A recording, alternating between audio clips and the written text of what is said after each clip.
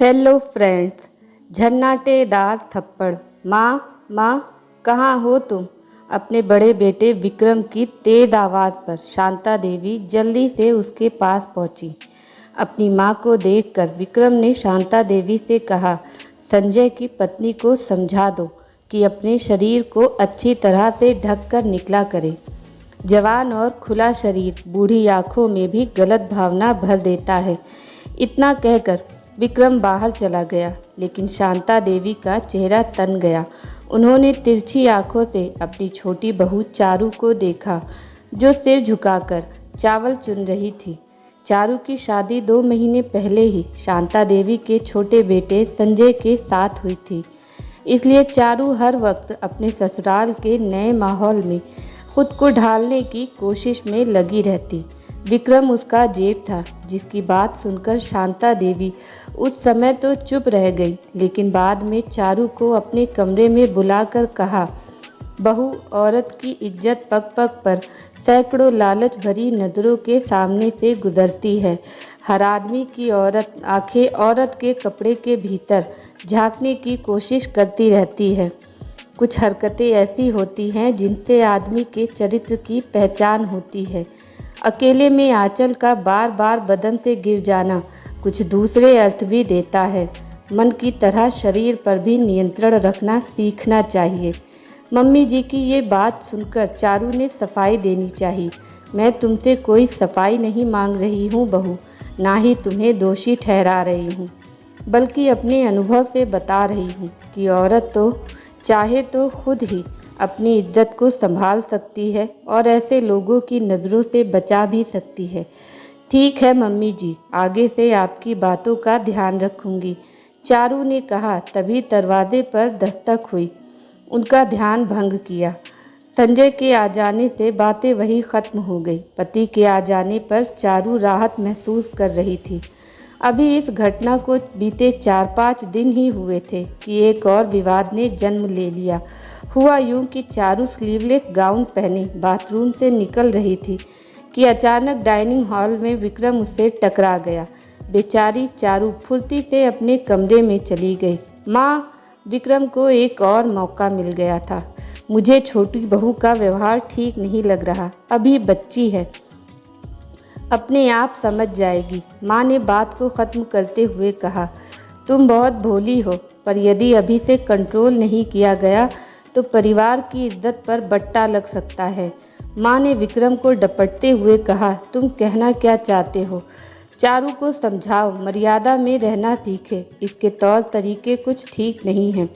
चारू दरवाजे के पास खड़ी होकर अपने जेठ और सास के बीच हो रही बातें सुन रही थी। उसे समझ में नहीं आ रहा था कि उससे ऐसी कौन सी गलती हुई है जिससे उसकी सास और जेठ उसके चरित्र पर संदेह कर रहे हैं। उन सारी बातों ने जैसे चारू के चेहरे की हंसी छीन ली। हमेशा खुश रहने वाली चारू बुझी बुझी सी रहने लगी। उसे समझ में नहीं आ रहा था कि अपनी व्यथा किससे कहे। जेठ उस पर अपरोक्ष रूप से लांछन लगा रहे थे और उसकी सास, जो कि एकदम पुराने ख्यालात की थी, उसे रोज़ औरत की मर्यादा का पाठ पढ़ाती रहती थी। एक बार तो उसके मन में आया कि वो संजय को सब कुछ बता दे, परंतु दोनों भाइयों के बीच बेहद प्रेम था और वो प्रेम कहीं उसके कारण टूटकर बिखर न जाए, इसलिए वो चुप थी। वो अपने मन की बात जेठानी निधि से भी कहकर क्या करती? उसके लिए तो उसका पति परमेश्वर था। रात में जब संजय कमरे में आए तो वो एक तरफ मुंह किए पलंग पर चुपचाप लेटी थी। संजय ने पूछा, क्यों, तुम्हारी तबीयत खराब है क्या? चारू ने कहा, नहीं, ऐसी कोई बात नहीं है, बस नींद आ रही है।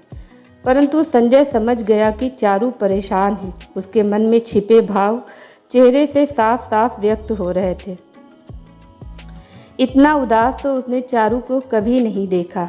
उस समय संजय ने चारू से कुछ भी कहना ठीक नहीं समझा। अगले दिन रविवार था। संजय ने चारू के साथ फिल्म देखने और बाहर घूमने का प्रोग्राम बनाया। संजय ने सोचा कि चारू घर के अंदर की बंद दुनिया में रहते रहते ऊब गई है, इसलिए उदास है। कॉफ़ी हाउस में कॉफ़ी पीते हुए अचानक संजय ने चारू से उसके उदास रहने का कारण पूछा।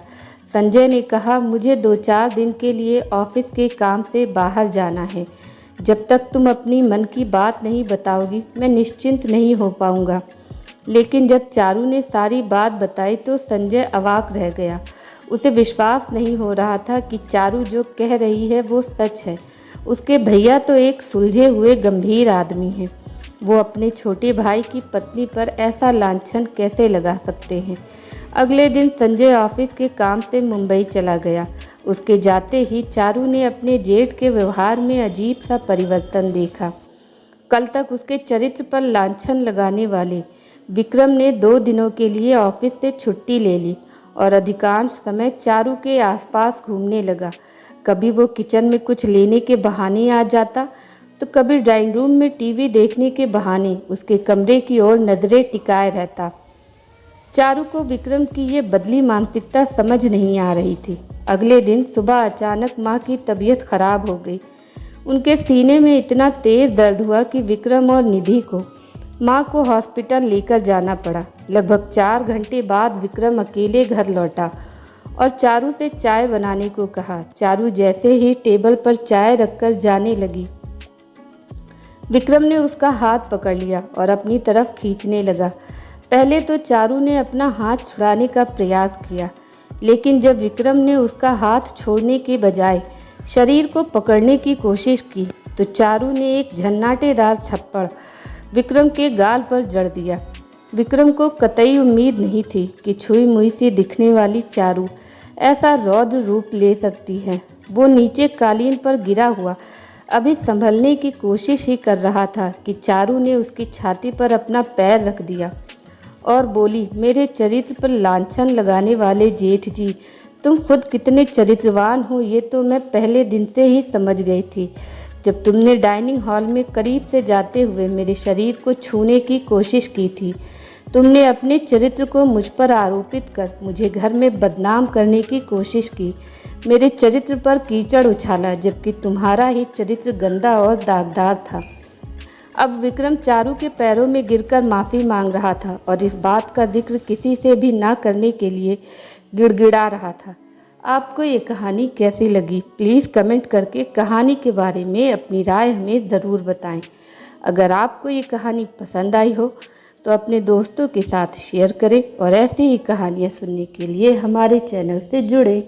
Thanks for watching. Please subscribe my channel and hit the bell button. Bye bye.